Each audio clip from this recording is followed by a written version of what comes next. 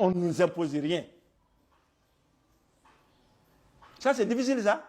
C'est pas difficile. On refuse cela aux pays africains. Le pétrole de l'Arabie Saoudite, c'est exploité à quel pourcentage? 50-50. 50% pour l'Arabie Saoudite, 50% pour les États-Unis.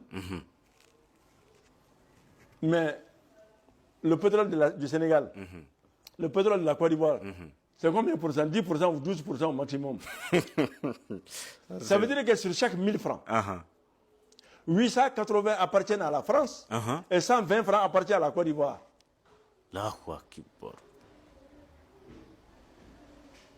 Mais même si on est plus noir que le charbon, est-ce qu'on doit accepter des choses comme ça?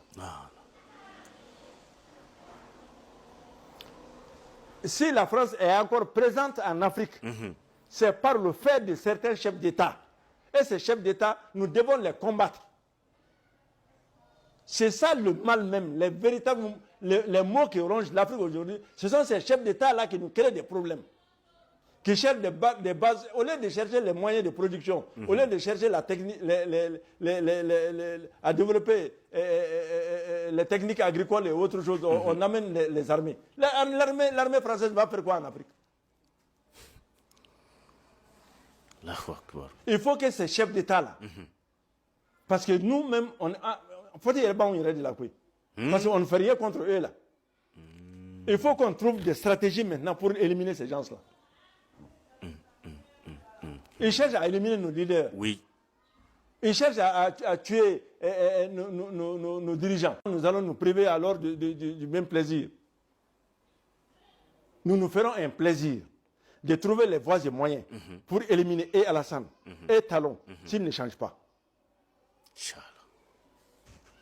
S'ils ne changent pas, Inch'Allah, on trouvera les moyens. Inch'Allah. Ça c'est quoi? Et l'Algérie, le Mali a tout fait pour ce pays-là. Le Mali a tout fait pour l'Algérie pendant sa guerre de décolonisation. Ce qu'on pouvait en ce moment-là, on l'a fait. Mais nous voulons nous décoloniser. Et vous dites non, il faut rester dans la colonisation. Si ce n'est pas la France, c'est nous-mêmes que nous allons vous coloniser. Eh, on n'y est mominga sous mon frère, Abika Tikashi Bayimina. Wallahi. Abika Tikashi Mika Pampeu. Vous avez compris? Donc, vraiment, le combat à mener, c'est un combat de sensibilisation, surtout de la jeunesse, que la jeunesse comprenne que ce combat-là, ce n'est pas pour la génération cette génération-là, mais les générations qui vont venir. Ce combat-là, c'est pour eux. Ce combat-là, c'est pour elles. C'est pour elles, les générations qui vont venir. Vous comprenez? Il faut que la jeunesse comprenne cela.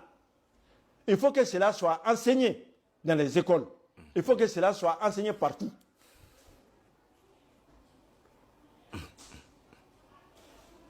Les cadres politiques qui ne veulent pas changer aussi.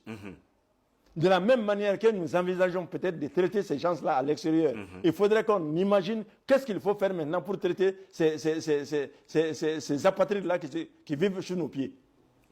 Il faut une solution. Il faut une solution. Ça ne peut pas continuer. Nous allons nous déculotter parce que c'est la France. Nous allons nous déculotter parce que c'est la démocratie. La démocratie, on met dans la marmite. La démocratie, on mange. On mange les actions de développement. On mange les grands projets. Mais pas la présence des armées étrangères. Il faut qu'on se décolonise par la force. Il le faut par la force. Aucune négociation n'est à l'ordre du jour. Aucune négociation.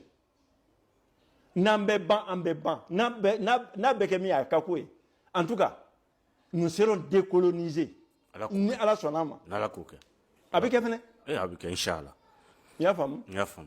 Donc, C'est vous dire qu'il faut que les pays, il faut que ces cadres politiques-là changent de comportement à l'égard de la transition. Inch'Allah. Il faut qu'ils changent de comportement. Il faut qu'ils changent de comportement. Que Mara change. Moussa Mara. Il n'a qu'à changer son disque. Nous le respectons.